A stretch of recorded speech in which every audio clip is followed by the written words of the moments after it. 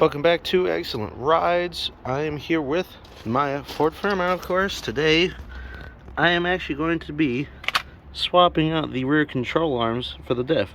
But before we do that, I've got to clean up some of these bolts. What I plan on doing with these is going into the garage, of course, and then using the bench grinder to clean these up. So let's get to that as I wait for my buddy Aiden. So this is what I've been kind of hung up on. The top ones are already connected in the body, but they're not connected to the differential. And I think it's because of the fact the lowers are still in, because I'm not really able to shift the diff so that this way they can actually go in. And so we're actually going to take the bottom ones off, get the top ones in first, put the bottoms on, and then obviously reattach the shocks.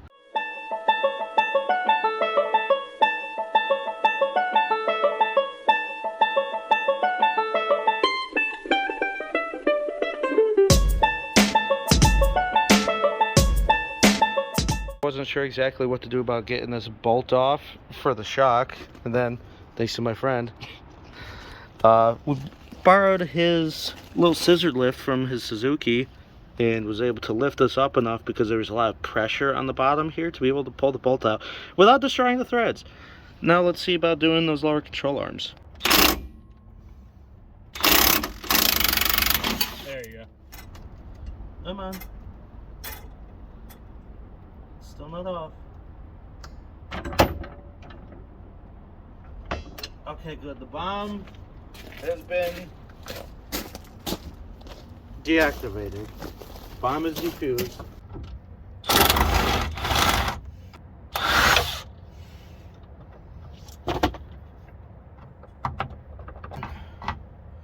Ooh.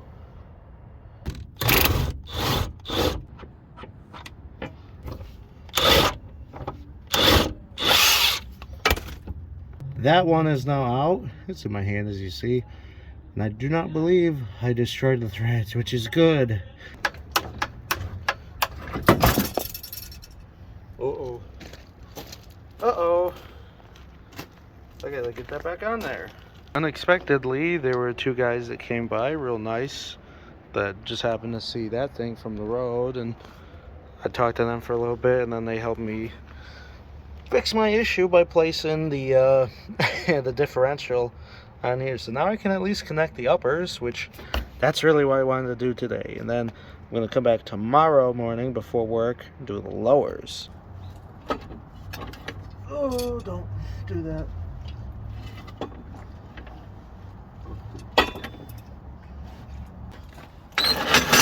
Oh, sweet mother of Jesus.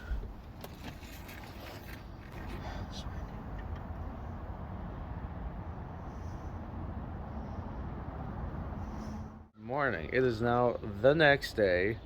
I'm just here waiting for my buddy Zach to come down so we can actually get the rear end in the car, of course. And to do so, we need to recenter on the jack and at least get it connected to the upper control arms.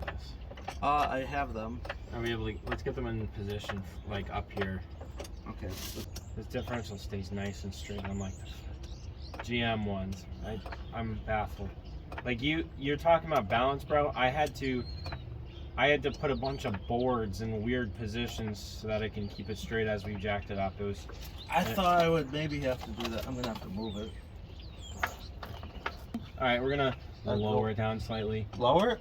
We're gonna lower it down slightly. You want me to lower it down slightly? I want you to lower it down slightly. The bolts are for the top are in these kind of on the loose side. Hold it right there. That was just the perfect movement. Unbelievable. Watch this. I bet I won't even have any trouble.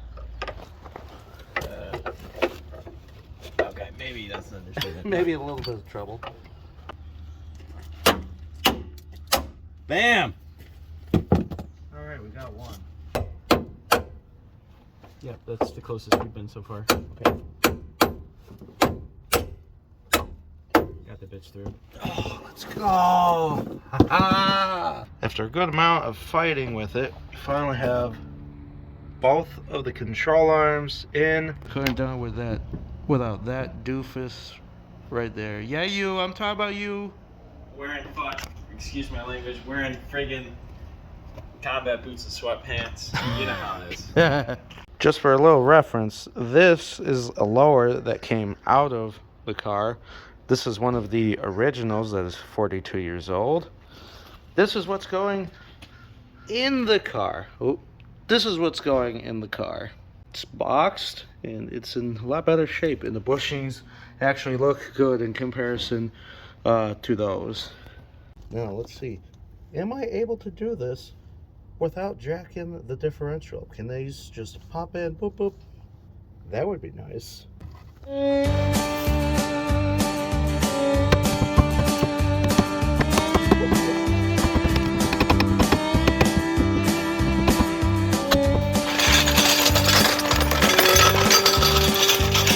That's totally not sketchy at all. Sometimes you gotta think of some outside the box stuff, because right where this mounts is where this is. That's in the way. So I need to jack this up, and there's nowhere else really to jack this up from.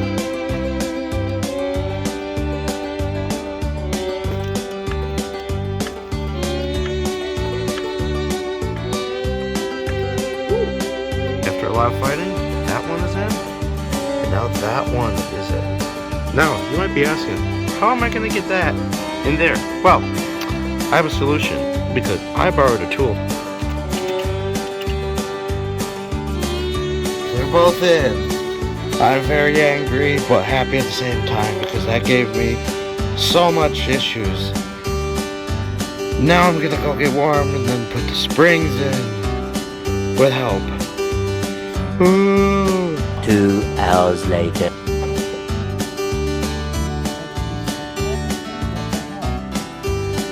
But the springs are in.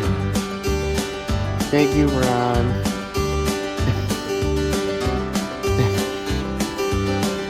It's very cold and it's late, but that's all done. Now it's just the shocks. Finally time to attach the shocks to differential. I was planning on doing this yesterday when I got off work, but a little snag. The bolts that I did buy last year, when I pulled them out, the threads were destroyed, so I went to Ace Hardware and had to spend $7.50 for 2 bolts, 2 nuts, and 2 lock washers.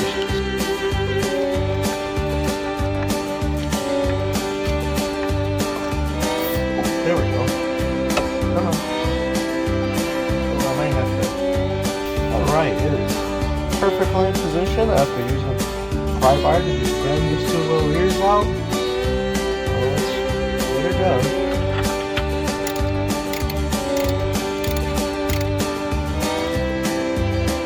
To say I'm feeling pretty happy about this would be an understatement. I am absolutely thrilled.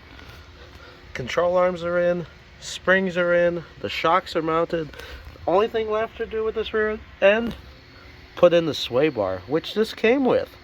I just don't remember if I have the bolts for it. Just look how damn good that looks. Mind you, this is all used stuff. That rear diff, $300. These used air shocks, $45. Lower control arms, free. Springs, free, because of the fact they came from the car that floor pan came from. And we sold quite a bit of stuff off that to make up for buying the whole thing.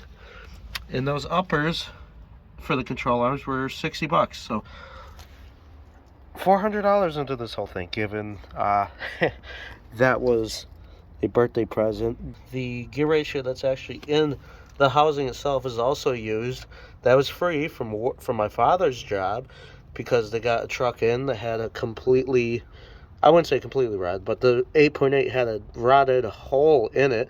They were throwing the whole thing away and just replacing it.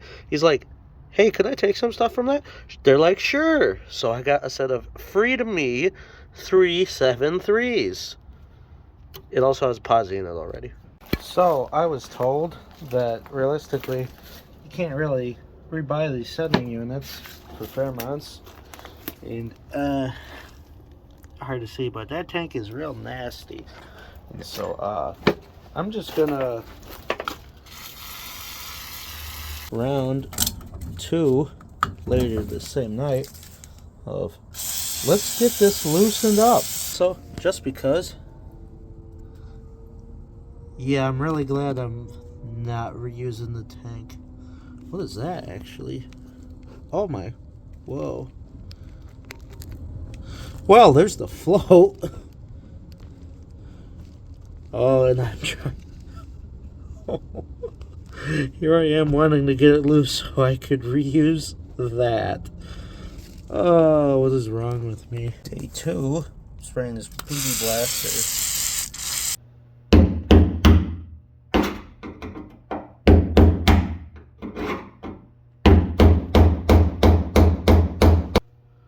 Oh, I didn't notice that.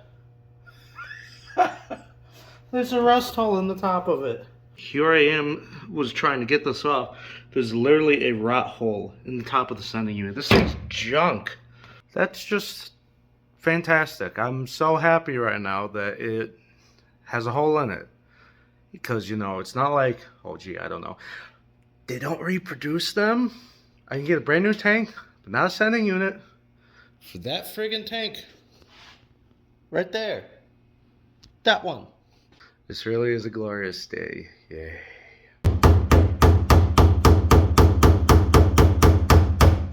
There we go. Oh boy. Oh good God. Oh my God. Oh. That's... I wanted to reuse this tank. Oh my God, that's nasty.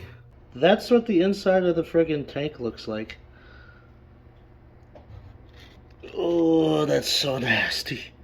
Oh, wait a minute. It came off? What is that? Everyone says they don't think there's any way of reusing that. So, if I... There we go. Go outside here in the rain. There is that one right there from the other tank that is the wrong shape. That I would love to also maybe even see about using that factory fuel pump.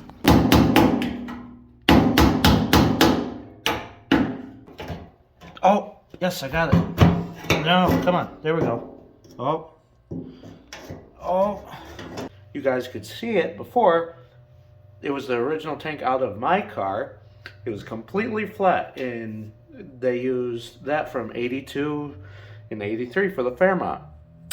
78 through 81 they used these tanks, which the way these are designed, essentially they sit under and around the spare tire well for the trunk, whereas in an 82 they decided to just make the whole thing flat. So essentially it goes down to where the spare tire is, but it's even. So the whole tank is flat. But let me see about getting this up. Oh. Well, it all comes with it. Come on. Oh yeah.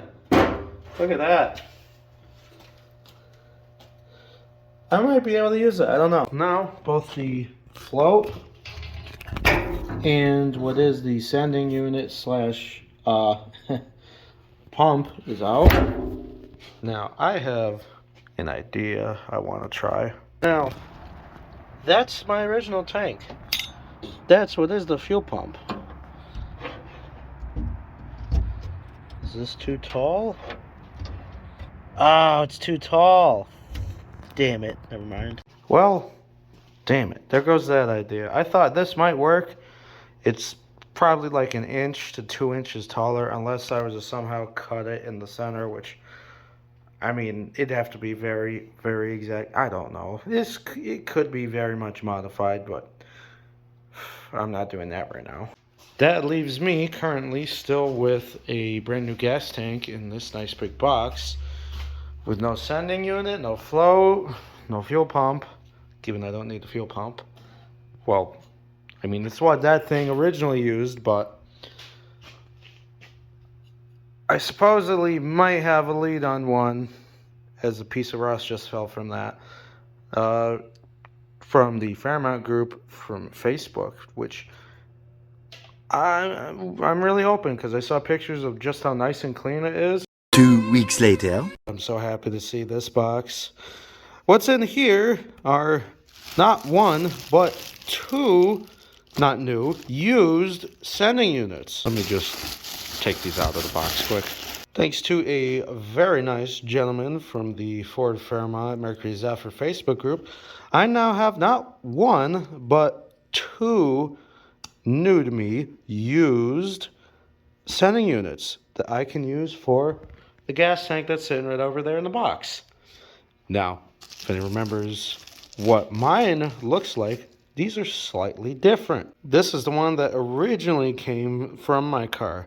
Now, the biggest difference right away is this has two outlets. These two both have one. Now, from what the guy had told me, that he worked at the dealerships and worked on these cars when they were brand new, and what he told me was, because mine is a 4-cylinder car originally, it has an outlet and a return line, which is this one right here.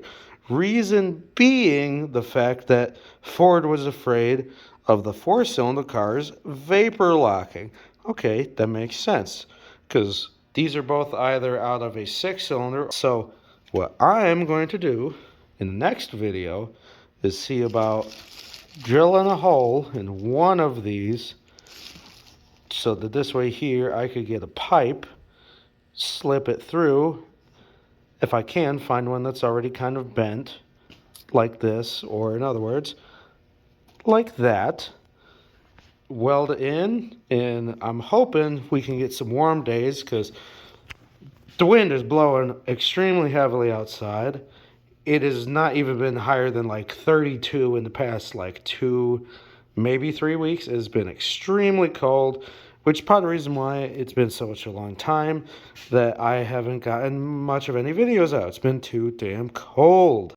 The cold does not help when you have a brand new gas tank that you need to get all the oil off of, that to make it so that it doesn't flash rust, because that's bare metal, as well as primer and paint, and put paint, tank sealant on the inside of it. Just a lot of things that need to be done before I could just throw those in.